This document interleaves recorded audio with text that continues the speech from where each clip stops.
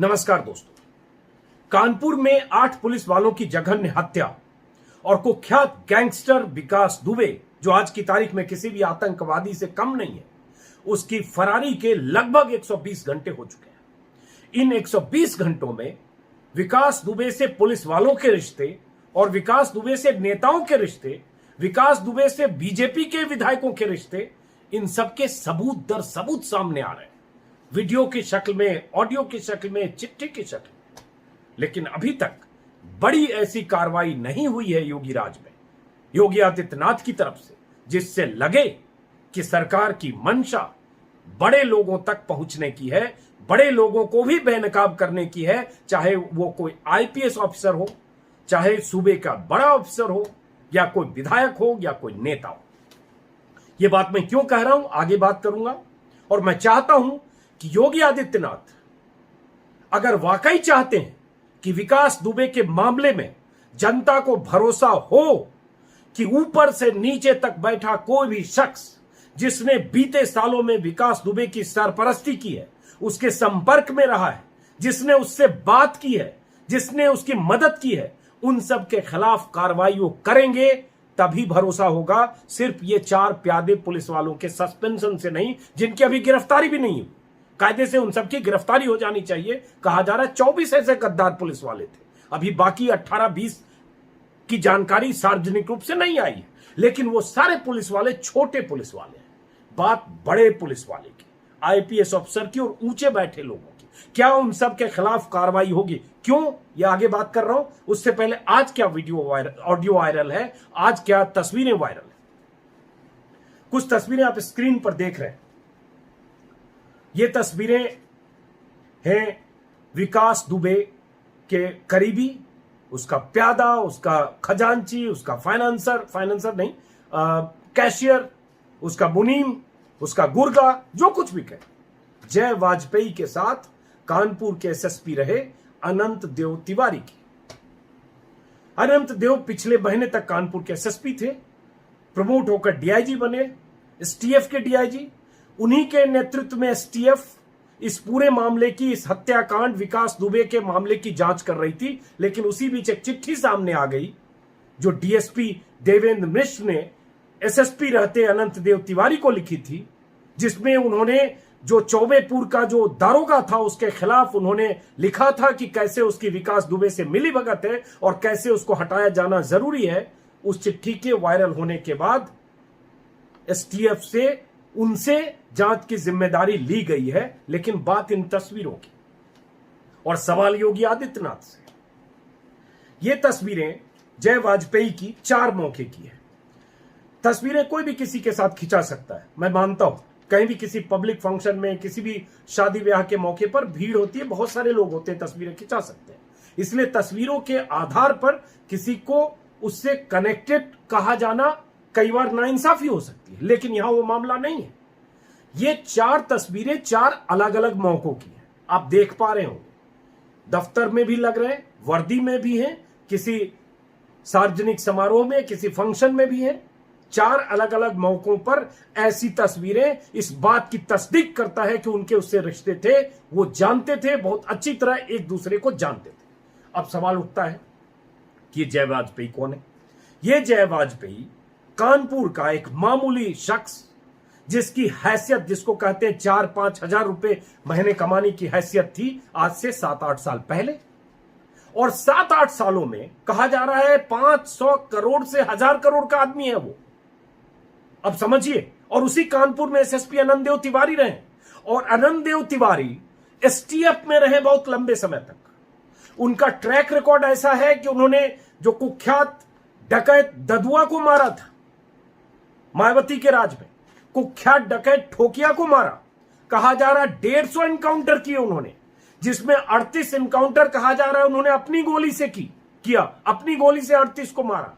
उस टीम का नेतृत्व किया जिसने 150 एनकाउंटर किए। एसटीएफ में इतना बड़ा नेटवर्क है उनका।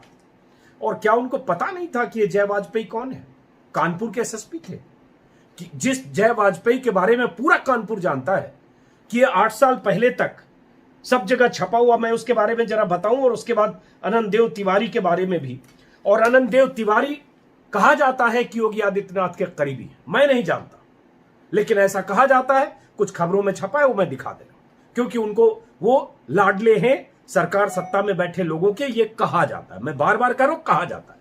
और अगर नहीं है तो पहली कार्रवाई अब उनके खिलाफ भी होनी चाहिए। और यह जरूरी है इस बात की, क्योंकि प्यादों के खिलाफ छोटी मछलियों को सिर्फ फांसने से बात नहीं बनेगी।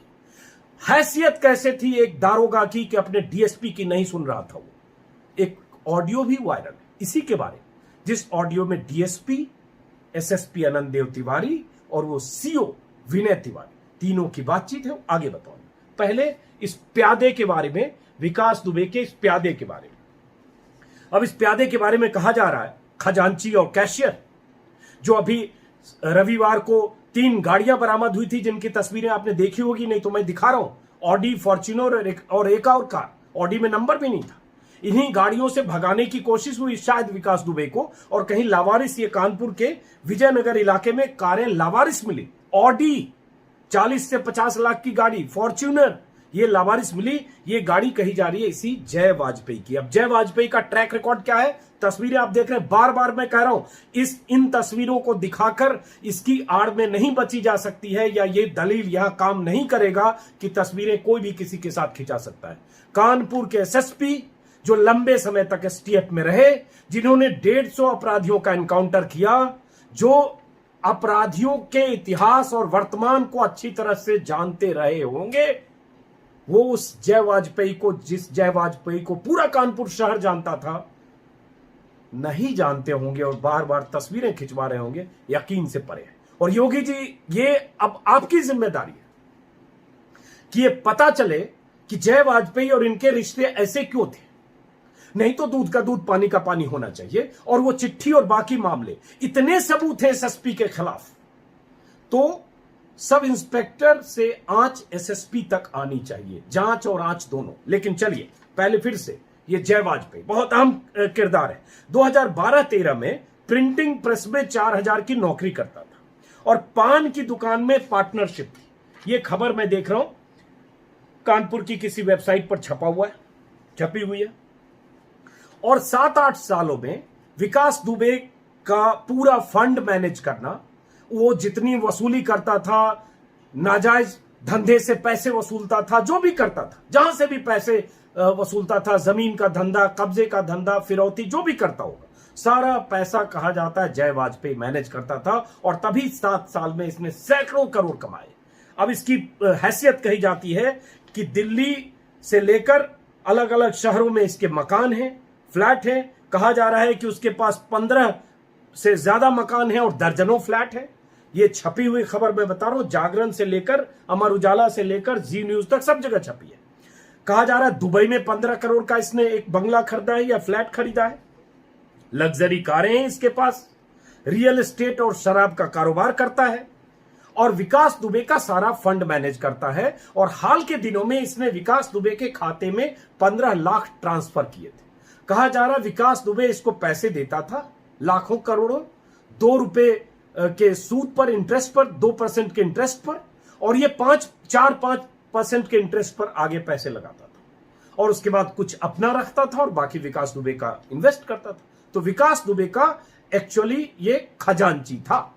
और तस्वीरें उसके साथ, विकास दुबे के साथ कई तस्वीरें, कुछ आपको दिखा भी रहा हूं। एक पप्पू प्यादा जैसा शख्स जो 8 साल पहले प्रिंटिंग प्रेस में 4000 की नौकरी करता था, वो कानपुर में सैकड़ों करोड़ का आदमी हो गया।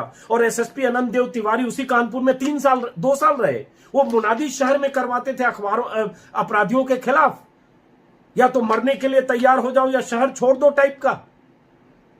और तमाम तरह के इनकाउंटर के स्पेशलिस्ट, उन्होंने पोस्टर लगवाए थे सीए के दौरान भी। और वो आनंददेव तिवारी इसके साथ बार बार तस्वीरें खिंचवा रहे हैं, और वो शख्स इन तस्वीरों का इस्तेमाल न जाने कहां करता होगा। अब आगे और कुछ जानकारी।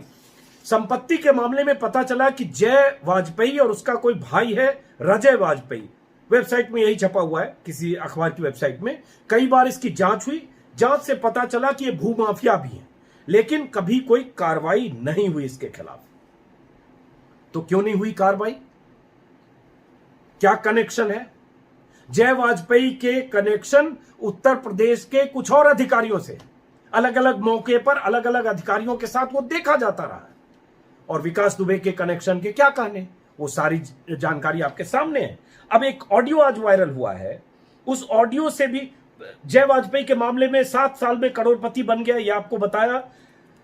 उस ऑडियो पर बात करने से पहले, चूंकि सबसे अहम तस्वीरें आज जय वाजपेयी का है, 2013-14 में कहा जा रहा है कि विकास दुबे के संपर्क में आया था। नेहरू नगर और ब्रह्मनगर, पी रोड जैसे बाजारों में जय वाजपेयी ने ब्याज पर, सूद पर पैसे लगाने का काम शुरू किया। 16-17 में 15 से ज्यादा मकान का मालिक बन गया। एक बेनामी पेट्रोल पंप भी उसने बनाया। कानपुर के ब्रह्मनगर इलाके में 1 दर्जन से ज्यादा मकान जय और उसके भाई के हैं। और हाल के दिनों में वाजपेयी की पहचान कानपुर के उभरते समाज सेवी और तथाकथित ब्राह्मण नेता के तौर पर होने लगी थी। एक और बात बताऊं, एक वीडियो मैं बनाना चाहता हूं, देखता हूं आगे। विकास दुबे का भी एक फेसबुक पेज है, ब्राह्मण शिरोमणि विकास दुबे। उस फेसबुक पेज को मैंने अध्ययन किया है 2-3 दिन। हालांकि उसमें लगता है कुछ सिक्योरिटी पुलिस ने जांच में आज की है, कुछ स्क्रीनशॉट लेने में मुझे दिक्कत हो रही थी। तो वो ब्राह्मण शिरोमणि भी था। तमाम लड़कों के साथ उसकी तस्वीर, या यंगस्टर कैसे वो ट्रैप में फंसाता था या जो भी करता था या उसके संपर्क में आते थे, उस बहुत सारी ऐसी तस्वीरें वहां हैं। खैर, अब हम आते हैं वापस कि अब एसएसपी की भूमिका बहुत अहम है। एसएसपी की भूमिका इसलिए भी अहम है, उसकी जांच होनी चाहिए। मैं सीधे तौर पर यह नहीं कह रहा हूं कि एसएसपी की इसमें जो कांड हुआ या उनकी विकास दुबे से रिश्तों में क्या गहराई, मैं नहीं जानता। लेकिन जो सबूत हैं, उन सबूतों की बिना पर वो संदिग्ध हैं, उनकी भूमिका संदिग्ध है, उनकी लापरवाही तो दिख रही है कम से कम। इसलिए कि अगर देवेंद्र मिश्र, वो डीएसपी जो मारे गए, जिनकी बर्बरता से हत्या की है, गोलियां मारी, सिर काट दिया, पैर काट दिया, जानबूझकर इस तरह से जैसे मारना ही चाहता था। और यह सब हुआ उस सब इंस्पेक्टर की मुखबिरी पर, जिसका नाम है विनय तिवारी। विनय तिवारी के बारे में कहा जाता है कि वो एसएसपी का करीबी था, मुलगा भी था। एक ऑडियो है, मैंने वो ऑडियो आज सुना है, कानपुर से एक मित्र ने मुझे भेजा। उस ऑडियो में एसएसपी अनंत देव, एक तरफ उनके फोन पर है डीएसपी देवेंद्र मिश्र और दूसरी तरफ है वो तिवारी, दारोगा। और देवेंद्र मिश्र दारोगा की शिकायत एसएसपी से कर रहे हैं कि फला मामले में, रेप के मामले में इसने आरोपी को छोड़ दिया, एक और मामले में इसने 5 आरोपी को छोड़ दिया, गड़बड़ी करता। ये साफ साफ शिकायत कर रहे हैं देवेंद्र मिश्र एसएसपी से। एसएसपी जब उसको पूछ रहे हैं कि अरे तुमने ये बात सीओ को नहीं बताई, सीओ साहब को, वो कह रहा है तिवारी दारोगा कि मैंने तो सर आपको बता दिया था। मतलब दारोगा ने अपने डीएसपी को जानकारी नहीं दी, अपने इलाके में जो भी गोरख धंधा करता होगा, लेकिन एसएसपी से कनेक्टेड। पहले तो इनसबऑर्डिनेशन है। एसएसपी सीधा दारोगा से बात कर रहा है, उससे 2 रैंक ऊपर का डीएसपी, वो पूरे लूप पे नहीं है। वो डीएसपी फोन करके एसएसपी को शिकायत कर रहा है कि सर ये दारोगा हमारी बात नहीं मानता, फला फला मामले में इसने गड़बड़ी की। नोकझोंक हो रही है उस ऑडियो जो मैंने सुना है उसमें। और एसएसपी बहुत दुलार से करे, अरे तुमको बताना चाहिए था ना सीओ साहब को। और वो कह रहा सर मैंने तो आपको बता ही दिया था। उस ऑडियो को सुनने के बाद साफ लग रहा है कि एक दारोगा एसएसपी से मुहलगा था। वो दारोगा जो विकास यादव का जासूस था, मुखबिर था, उसके पेरोल पर था। वो दारोगा जिसे, माफ करें विकास दुबे, वो दारोगा जिसे विकास दुबे ने अपने घर पर शायद पीटा भी था जब वो किसी से पंचायत करनी या किसी से सुलह सफाई करवाने किसी को ले गया था, राहुल तिवारी नाम के शख्स को, जिसका मैं पहले चर्चा कर चुका हूं। उसके मुंह में रिवॉल्वर डाल दिया था। ये सारी जानकारी। अब सवाल उठता है, इतना कुछ होने के बाद अनंत देव तिवारी ने, एसटीएफ में लंबे समय तक रहे अनंत देव तिवारी ने, बार बार मैं इस पर कह रहा हूं, एसटीएफ के लोग बहुत चालाक होते हैं, शातिर भी होते हैं, कनेक्टेड भी होते हैं, सर्विलांस रखते हैं, उनको पता होता है अपराधियों का पूरा कैसे अपराधी मूव करते हैं, सब कुछ पता होता है। एक एसटीएफ में का एसएसपी रहा, माफ करें एसटीएफ में लंबे समय तक रहा अफसर, जो सूबे का सबसे बड़ा इनकाउंटर स्पेशलिस्ट बीते 10 सालों में जिसे माना जाता रहा हो, 10-15 सालों में, जो मुंह लगा हो बड़े बड़े सत्ताधीशों का हर दौर में, जो प्रमोट होकर डीआईजी बन गया हो, उस एसएसपी को पता नहीं था कि ये जय वाजपेयी कौन है। मैं क्यों मान लूं? योगी जी क्यों मान लेना चाहिए योगी आदित्यनाथ को? और क्यों नहीं कार्रवाई होनी चाहिए?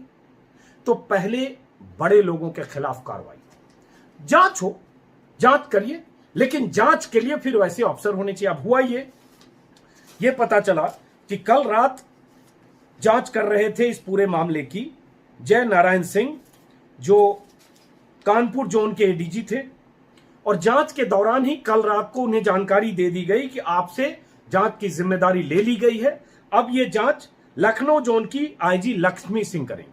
लक्ष्मी सिंह अब पहुंच चुकी हैं वहां और वो पुलिस वालों से मिलजुल रही है।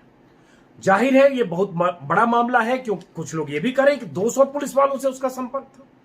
तमाम सीडीआर से ये खुलासा हो सकता है। वो पुलिस वाले को 50-60 मिनट पहले भी किसी पुलिस वाले से उसकी बात हुई थी, जो विकास दुबे की, इस जघन्य हत्याकांड के पहले भी।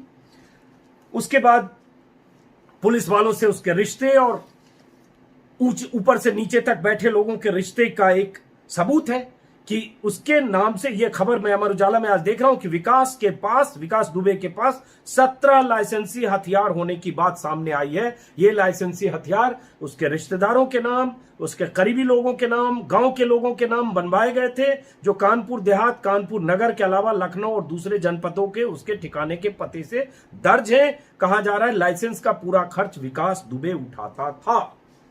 भाई साहब, ये सबको पता होता, यही तरीका है गैंगस्टर का। उसके अपने आसपास, चूंकि वो दस्ते के साथ चलता है, ऐसे लोगों को, चंपुओं को, चमचों को, प्यादों को, रिश्तेदारों को के नाम से लाइसेंस जारी करवाता है।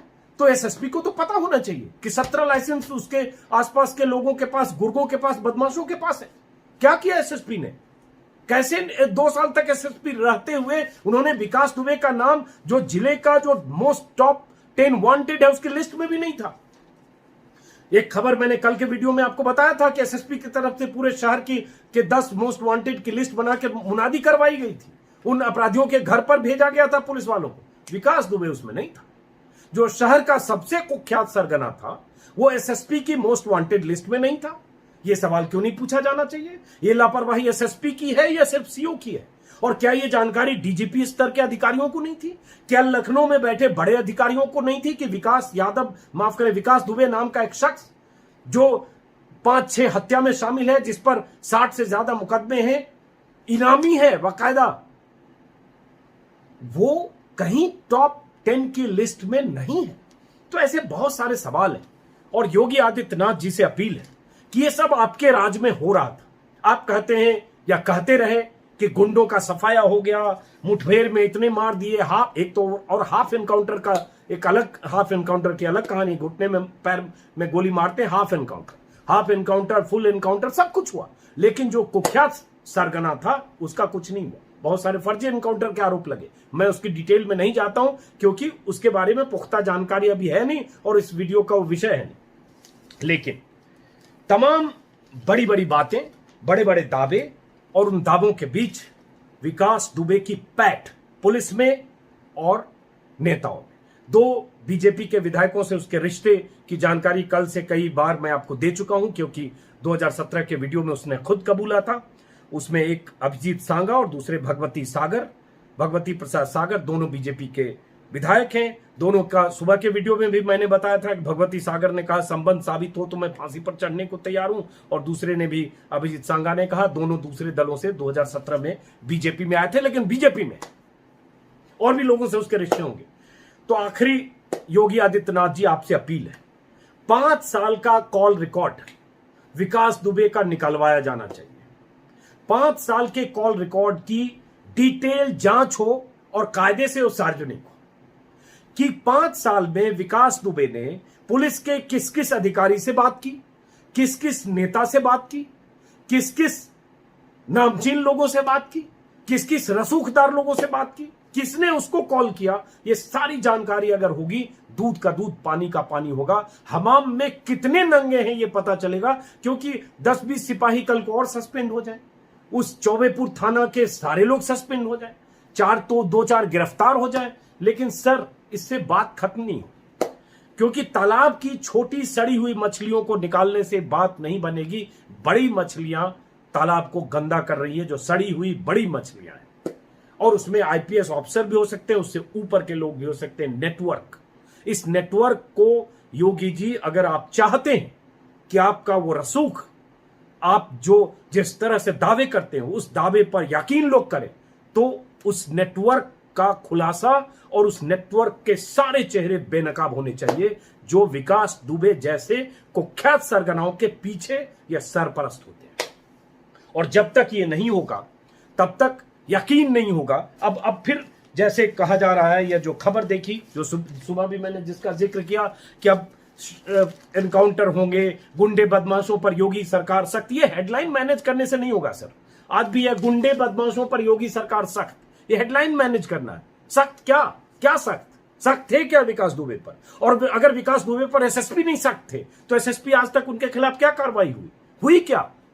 या तो होने वाली है, तो हो सकता है, मैं पहले कह रहा हूं, हो जाए तो लगेगा कार्रवाई हो गई। और मुझे एसएसपी या किसी से कोई मतलब नहीं, मैं जो तथ्य है उसके आधार पर बात कर रहा हूं। वो तथ्य संदिग्ध है। सीओ ने चिट्ठियां लिखी थी, सीओ ने यह भी जानकारी थी कि उन्होंने कई बार एसएसपी को जानकारी दी थी।